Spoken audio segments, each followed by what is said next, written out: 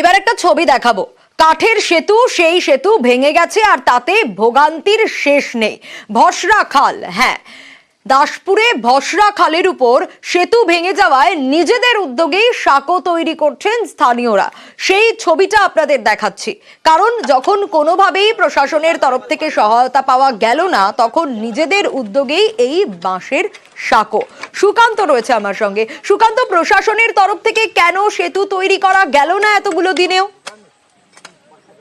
দেখো, প্রশাসনের পক্ষ থেকে পরিষ্কার জানিয়ে দেওয়া হয়েছিল যে ওখানে ওই যে কাঠের সেতু ভেঙে গিয়েছিল, সেই সেতু মেরামত নয়, একবারে নতুন সেতু বানানোর একটা উদ্যোগ নেওয়া হয়েছে।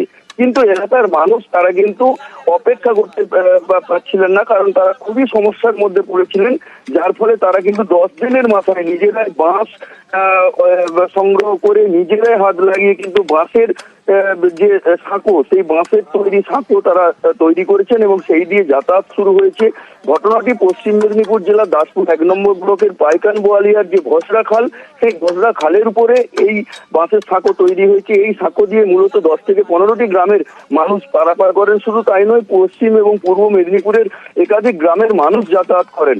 কিন্তু প্রশাসনের পক্ষ থেকে বলা হয়েছে যে ওই জায়গায় কিন্তু পাকাপোক্ত কাঠের সেতু নির্মাণ করে দেওয়া হবে। বেশ।